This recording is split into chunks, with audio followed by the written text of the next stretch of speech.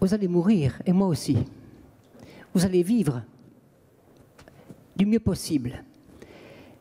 La question du diable n'est pas réservée à la question de la confession religieuse, catholique ou ce que vous voulez. C'est une réalité qui existe de partout parce que d'abord, il y a la peur. Les gens ont peur. Et quand on a peur, on croit en tout ce qui passe et on est prêt à faire n'importe quoi. Dans l'Église catholique, c'est bien sûr les Écritures. Dans l'Église catholique, nous ne sommes pas les seuls êtres intelligents. Vous avez parlé de l'intelligence artificielle, l'intelligence contemporaine, l'intelligence dans les médias ou ailleurs. Si vous avez fait HEC, vous devez bien savoir qu'on peut faire ce que l'on veut avec qui que ce soit. Il suffit de le décider et je peux emmener monsieur là où je veux, si je le veux, du moment que j'applique la règle du diable. Il y a une règle systématique qui marche à tous les coups. Première étape, suggestion. Pour créer ensuite une délectation, et une fois qu'on passe de la suggestion à la délectation, c'est foutu, c'est hormonal. Et on obtient ce que l'on veut, on obtient le consentement. Une bonne affiche publicitaire a ces trois éléments. Un bon commercial a ces trois éléments. Les curés fonctionnent différemment. Commandement, confiance, obéissance, joie. Donc, pour vous dire que le démon, chez nous, c'est une intelligence. Donc, si le mal est logique, il est donc intelligent, donc c'est qu'il y a quelqu'un. Et plus intelligent que moi. Donc, on ne se propose pas de s'affronter à lui, car on sera perdant. Je prends des exemples. Si vous voulez faire manger du sucre en poudre à quelqu'un, c'est quand même pas très excitant. Il faut toujours utiliser, par exemple, en haut, toujours le haut. Après à droite, après à gauche, sur l'affiche et en rond. Béguincé. Vous ne dites même plus de quoi il s'agit. Vous pouvez dire Hermès, vous pouvez dire Lacoste. Tout de suite, vous êtes déjà en délectation. Mercedes-Benz, vous serez en délectation. iPhone, vous serez en délectation. On ne dit même plus le nom du produit. En dessous, béguincé. Sur fond jaune, écrit en rouge. Car chez les scouts, on sait très bien qu'entre la confiture jaune et la confiture rouge, c'est la rouge qui part le premier. La jaune restera. Béguincé, sucre en poudre. Avec quoi va-t-on vous faire avaler du sucre en poudre? L'alcool, on va vous le servir dans des beaux flacons. Il faut du chic, il faut du riche, il faut du fier, il faut du noble, il faut une coupe en cristal. Et avec quoi allez-vous manger du sucre en poudre? Avec du chic, du fort, avec des fraises, mais avec des framboises. Et il faut faire baver les cinq sens. La délectation, c'est avec les cinq sens. L'ouïe, la vue, l'odorat, le goût, le toucher. Les cinq portes pour le diable. C'est la tentation que vous décrivez, c'est bien ça? La tentation, oui. On peut passer, après, les trois modes du diable peuvent être tentation, obsession ou possession. Mais c'est logique. À la fin, vous verrez à côté du pot de framboise une petite feuille de menthe verte. Une feuille de menthe verte. Et à côté, un pot de yaourt vide avec la cuillère dedans. T'es le dernier, dépêche-toi. Il n'y a plus que toi qui n'as pas mangé. De toute façon, on peut faire ce que l'on veut avec qui l'on veut. Il suffit simplement de s'en donner la peine et de trouver la faille.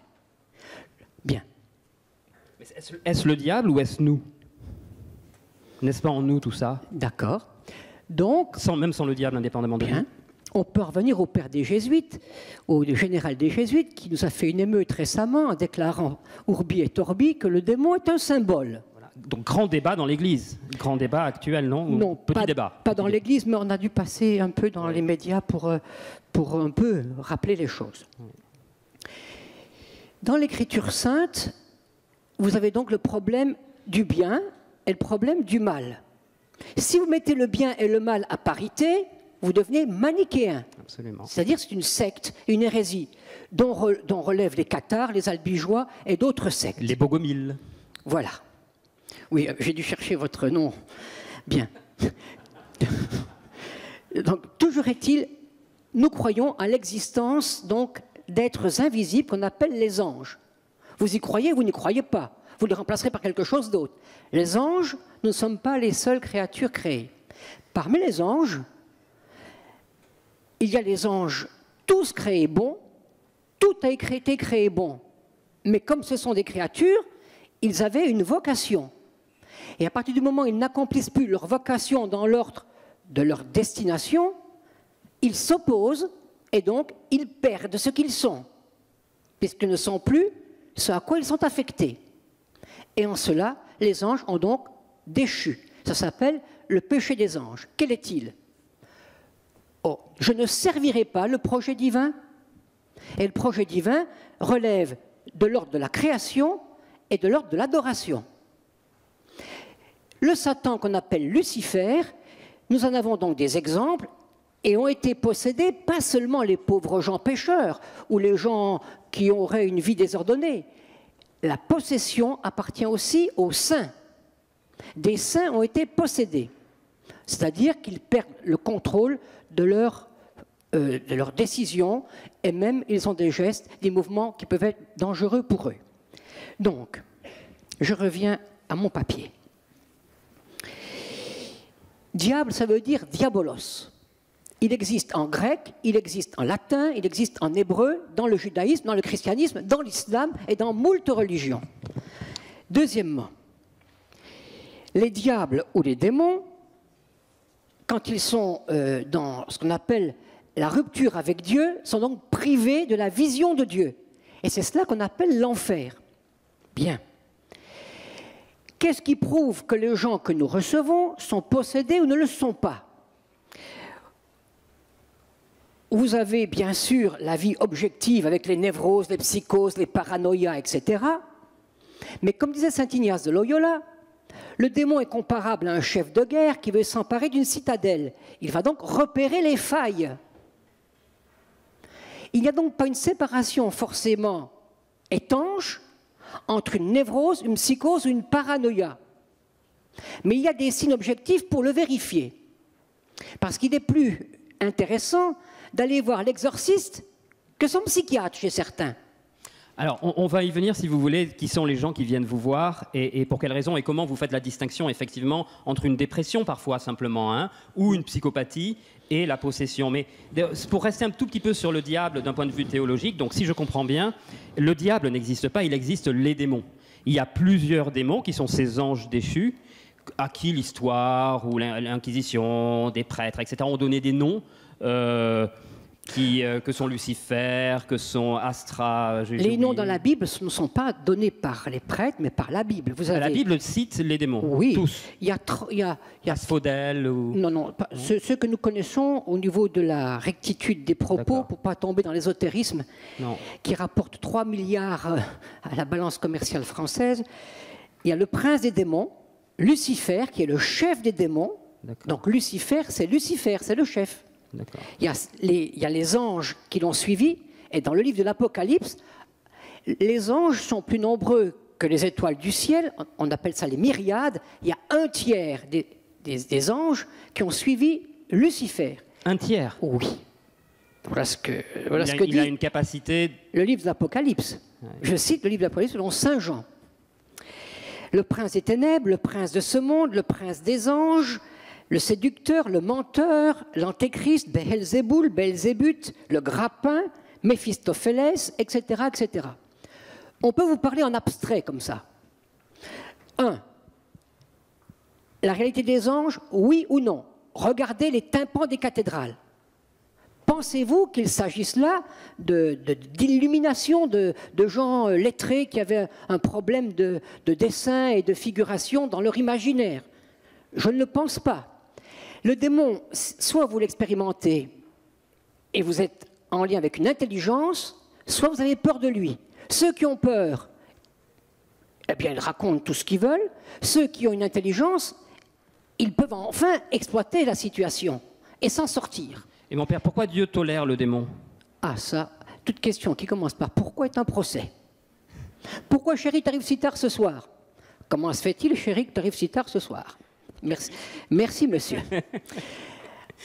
Dieu a créé les choses bonnes. À partir du moment où il y a une liberté, ce qu'il a créé, il ne le reprendra pas. Donc le bon Dieu, c'est marqué sur son front, pigeon. Ça, sachez-le. Le bon Dieu n'exige rien, il donne tout. Il perd. Donner égale perdre. Du moment qu'il a créé les anges, il ne peut plus les détruire. Donc ils sont là. Et ils sont bien vivants. La volonté démoniaque, ce n'est pas simplement une volonté de détruire ce qui appartient à Dieu, c'est aussi une persévérance dans le mal, qui les détruit eux-mêmes. L'enfer, c'est aussi ça. C'est de persévérer dans sa position. Donc c'est une sorte de névrose aussi. Parce que le plus névrosé, le plus psychopathe, c'est le démon lui-même. Lui-même rassemble toute la psychiatrie. Et il est psychiatrique. La question de la liberté humaine, le démon ne peut pas l'emporter, par exemple. Impossible. Il peut nuire à l'homme. Il peut créer des accidents. Ce n'est pas réservé au cinéma américain. Mais en principe, vous avez le livre de Job. Regardez le livre de Job. L'Ancien Testament en parle et le Nouveau. Jésus a passé son temps à dire aux apôtres, guérissez les malades et chassez les démons. Et vous vous rappelez l'épisode de quelqu'un qui se meurtrissait et les démons sont partis dans un troupeau de porcs. Donc, cette question de la présence démoniaque, c'est-à-dire le mal gratuit. Faire le mal pour le mal. Refuser de pardonner. Chercher sa vengeance. Maudire.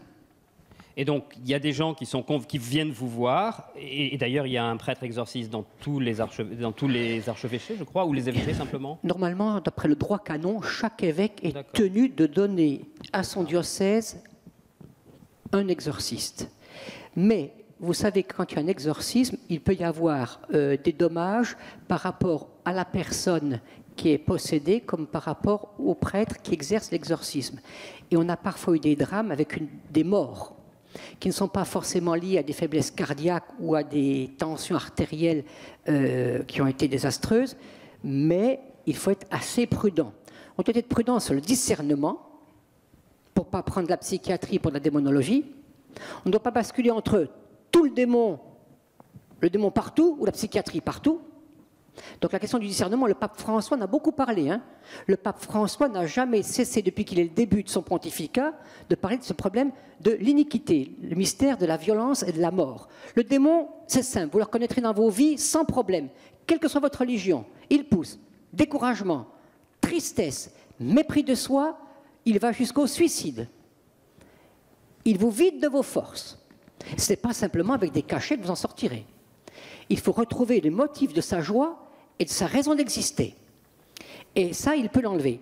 On peut passer peut-être, si vous le voulez, au rite d'exorcisme. Oui. Et, voilà. Et comment vous procédez pour retirer le démon? Est-ce que vous le retirez ou est-ce la personne qui le retirait? Je vous raconterai.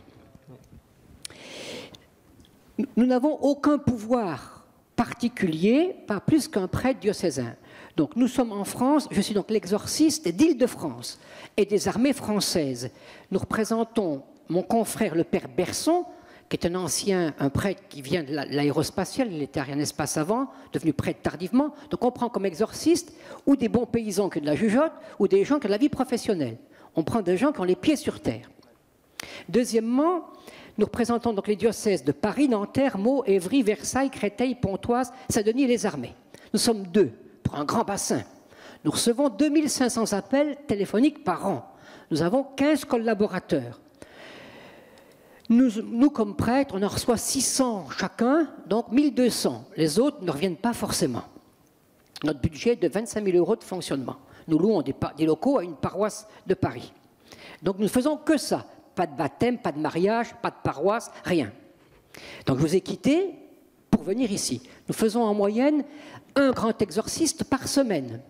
Hommes, femmes de toute nationalité, beaucoup d'Afrique, Cameroun, Antilles, Portugal, Brésil, juifs, musulmans, chrétiens ou autres. Bien. Les problèmes que nous rencontrons, c'est souvent sorcellerie, mauvais œil, maraboutage, magie blanche, magie noire, envoûtement, tournage de table, spiritisme et autre chose. Bien sûr, il y a les problèmes drogue, inceste, etc. C'est l'évêque qui est l'exorciste par définition. Et il nous délègue. Nous avons été nommés par le cardinal 23. C'est lui qui a eu l'idée, il nous a demandé de faire ce service. Personne ne se précipite. Hein. Nous sommes en France environ 90. Nous avons une session tous les ans, tous les exorcistes de France, et nous dépendons de la conférence épiscopale, Monseigneur de Kérimel, évêque de Grenoble. Et tous les 2 ans, nous avons un congrès à Rome avec tous les exorcistes du monde entier. Bien. Donc c'est un sujet qui n'est pas dans la presse, on n'y tient pas, parce que le démon a toujours un tempérament à attirer la curiosité. Les exorcismes, nous les faisons dans une chapelle, il y a toujours 2 prêtres, on les fait à 2. Pourquoi? Si je tombe sur une nymphomane et qu'elle va à France Info, je suis foutu. Mais oui, j'ai intérêt à avoir des placards avec des bureaux avec des vitres maintenant, hein. Sinon, t'es mort. Deuxièmement, donc nous recevons dans la chapelle, nous n'attachons pas les gens, parce qu'ils peuvent se blesser. Alors, je prends l'exemple d'une jeune fille, maintenant, je vais l'appeler Delphine. Delphine, 23 ans, vient nous voir. Pas de problème. Je la reçois en privé, je l'écoute pour le motif qui est le sien. Trouble intérieur, gêne quand elle prie. Le démon est l'ennemi du bon Dieu. Il ne veut pas que le dessein de Dieu s'accomplisse. Bien. Je le dis parce que on le voit. Cette jeune femme qui est d'origine portugaise, elle a à peine son BEPC, elle n'a pas eu son bac, elle garde des enfants, elle fait du babysitting, point barre. Mais elle va mal. Elle est poussée au suicide, elle a des troubles intérieurs, elle n'arrive plus à prier, elle a le dégoût d'aller à l'église, elle a des pensées qui lui échappent. Bien. On la reçoit sur une chaise, très simplement, et il y a un rituel. Le rituel, c'est ce livre qui, en France, n'est pas en vente à la procure dans d'autres librairies. Nous ne l'avons que pour les exorcistes remis par l'évêque. C'est marqué rituel de l'exorciste. Voilà, prière de supplication. Sinon, on aura des gens qui vont s'en servir pour faire du marketing, vendre le truc. Il y a plein de faux prêtres, plein de faux curés, plein de faux exorcismes. Je vous préviens. Tout un business possible autour de ça. 3 milliards de bénéfices nets. Et les gens marchent, hein. Les gens marchent, c'est impressionnant. Et pas simplement la concierge du 16e. Ça peut être l'avocat de la défense. Ça marche. Les gens, quand ils ont peur, ils s'adressent à tout ce qui passe. Il n'y a plus de logique. Bien, le rituel est très simple, c'est comme une liturgie de baptême. Mais, quand nous commençons, on commence la litanie des saints, Saint Pierre, Saint Paul, la fille commence à se tordre les mains, la tête commence à bouger, elle ne tient plus sur sa chaise. On dit, pardon, Saint Antoine, Saint Pierre, Saint Paul, Sainte Thérèse de l'Enfant Jésus. Et là, elle change de voix, elle se met à hurler, pas celle-là, pas celle-là. Et après, on continue normalement une liturgie qui n'a rien de plus terrifiant qu'une liturgie de mariage. Hein, ou de... Bien. Donc c'est des prières hein, et des injonctions aux démons qui sont... Non, il n'y a pas d'injonction aux démons pour l'instant. Les injonctions aux démons, ce sont ce qu'on appelle l'impératif. L'injonction aux démons, elle est très simple. Je vais vous la dire très simplement. C'est « Je t'adjure, Satan ». On lui parle directement. Je t'adjure, Satan, sors de cette femme. On ne crie pas. Je n'ai jamais crié. Là, je crie plus que je n'ai jamais crié. Et là, à ce moment, la personne peut baver, crier, vider son estomac en quantité de flotte à n'en plus finir. On ne sait pas d'où ça sort. Elle hurle plus qu'elle a de poumons à respirer. Et là, je me rappelle cette fille, et ils peuvent avoir des connaissances hein, sur notre vie privée. Et à ce moment, elle se met à parler. On lui dit « tais-toi ». On ne parle pas avec le démon, c'est une règle. Hein. Tais-toi, retourne en enfer. Il peut répondre, non, je suis mieux ici. On dit simplement, gloire au Père, au Fils et au Saint-Esprit. Il dit, non, gloire à moi, à moi, à moi. Et alors, lors d'un exorcisme, il fait au prêtre qui était là, mais qui est maintenant évêque d'un brillant diocèse français, toi, croissant au beurre, tais-toi. Croissant au beurre, tais-toi. Vous rigolez, hein, moi aussi. Et à la fin, on lui dit, mais pourquoi il t'appelait croissant au beurre? Et l'autre devient tout rouge, un bon gros dominicain.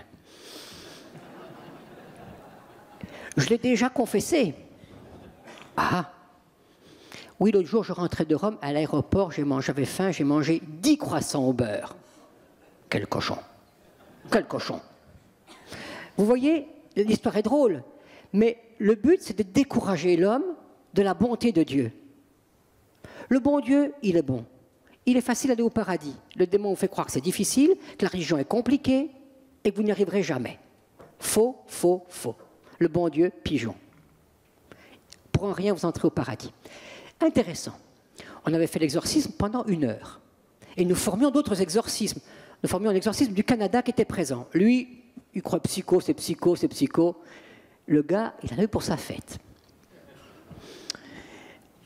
1 heure de liturgie, fatigué, debout. Mon vieux prêtre de 83 ans, on dit, bon, maintenant, on avait prié la prière. Maintenant, on a dit notre chapelet. Et ça grognassait, mais bon. Et la fille, une salle de sport, le Vitatop, c'est moins fatigant, je vous assure. Ça se tord, ça se capte, ça se plie, ça crache, ça roule, ça gémit. En silence, prions. Au bout de 4 secondes, elle se met à hurler. Je déteste le silence. Pas de silence pour les hommes. Il ne faut pas de silence. Il ne faut pas que les hommes se mettent à genoux. Nous, les curés, on se dit à genoux, pas à genoux, tradis, progressistes, enfin, ils se battent entre eux. Mais ce n'est pas ça. Toute personne qui veut s'approcher de Dieu trouvera sur sa route un empêchement pour le faire. Derrière, il y a la haine. Le démon se caractérise par une violence que je ne trouve nulle part ailleurs. Même dans mon ministère, je suis bien naïf. Même quand vous rencontrez quelqu'un, vous pensez ça qui peut être méchant. Et quand vous rencontrez la méchanceté, ça vous fait très mal. Mais là, vous avez de la méchanceté. Et là, il fait très bon prédicateur. Hein. Il connaît parfaitement l'évangile. Il fait le silence de Jésus devant Pilate, insupportable. Le silence de Jésus sur la croix m'a tué. Pas de silence. Et après, et cette vierge qu'il aimait, elle n'a même pas murmuré, elle ne murmurait même pas, cette vierge. Grossier, injurieux. Le murmure, vous savez ce que c'est? C'est vous, quand vous commencez à grognasser contre votre patron, contre votre staff, contre le temps, contre le président, contre les impôts. Alors les salariés de l'EBG, là, vous entendez?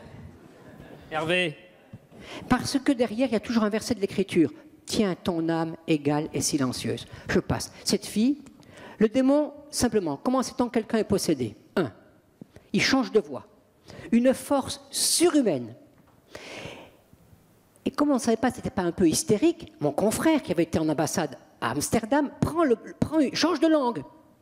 Et on prend la prière en néerlandais. On lui dit, sors de cette femme. La fille a répondu couramment en néerlandais. Elle ne connaissait pas cette langue, elle ne l'a jamais appris. J'ai été terrorisé sur place. Ça, c'est encore un indice. Et des paroles de connaissance sur la vie même des personnes qui sont autour d'elle ou de lui. Donc les exorcistes et nos vies privées qui peuvent d'un seul coup être mises à jour. Voilà ce que nous avons expérimenté. Le démon dit toujours comment il est venu. Il le dit. Combien ils sont et comment il va partir tellement il est vaniteux. À la fin, il a fait. On disait la prière à Saint-Michel. Moi, j'étais en retrait, j'étais à mon confrère 1 fois. Elle explose. Refait la prière. Elle explose 3 fois. Et là, intérieurement, je me disais, mais comment on va s'en sortir avec cette pauvre fille? On va fermer juillet et août. Qu'est-ce qu'elle va devenir? Et là, éclatement de cris. Mais qu'elle y aille donc à Lourdes, cette Vierge l'attend. Bien. Nos évêques, qui n'ont jamais vu d'exorcisme et qui nous nomment exorcistes, on leur dit, mais Monseigneur, venez voir. Et on les invite pour qu'ils voient. On ne peut pas savoir si quelqu'un est possédé tant qu'on n'a pas fait la prière d'exorcisme. Et si ça y a des signes, je termine, quand on l'a fait, nous avons des trucs et des leurres. On a de l'eau qui n'est pas bénie. Et on la jette. Et s'il y a des grognasseries, on dit, toi, tu es en train de me rouler. On a la guerre des Gaules de Jules César en latin, on fait du latin, et les gens disent c'est du latin, ça va marcher. Et là, non, c'était la recette de cuisine ou la guerre des Gaules. Donc on a des trucs. Mais sachez une chose... C'est ce qu'on appelle de l'A/B testing dans nos métiers. Merci beaucoup. Eh oui. Conclusion, dans la vie, tout est permis. Nous les cathos, on le sait. Nous, on peut tout faire. Mais tout n'est pas profitable. Et comme on dit à la marine, qui pisse contre le vent, se mouille les chaussettes. Ne négligez pas le vent, ne négligez pas l'existence du démon. Et vous savez que quelqu'un est en mauvaise piste quand, précisément, il ne sait plus ni pardonner, rancune, procès et méchanceté. Ça, c'est très mauvais signe. Ça commence, on ne sait pas quand ça finit. Ne restez pas sur des verrues aussi infectieuses que ça. Ou prenez la fuite, ou trouvez une solution plus heureuse en évitant la dispute. Mon père, une dernière question, si vous pouviez y répondre rapidement, parce qu'on va être mis dehors. Il y a encore un intervenant qui est un physicien. Au moment de la parousie, quand Jésus reviendra, que les saints reviendront, le démon ira-t-il lui aussi au paradis? Non, l'enfer est irrémédiable. D'ailleurs, c'est cela l'enfer. Il déteste ce qui lui est destiné. Il aimerait aller au paradis? Voilà. Vous savez, rapidement alors, quand j'étais gosse, j'avais trouvé un truc génial. Quand un copain m'avait fait une vacherie, j'allais lui faire un côté sympathique. J'allais lui rendre service. Et là, il n'en pouvait plus. Casse-toi, casse-toi, casse-toi. Donc, le bien vous devient insupportable. Donc, il reste dans le bien, mais il en souffre.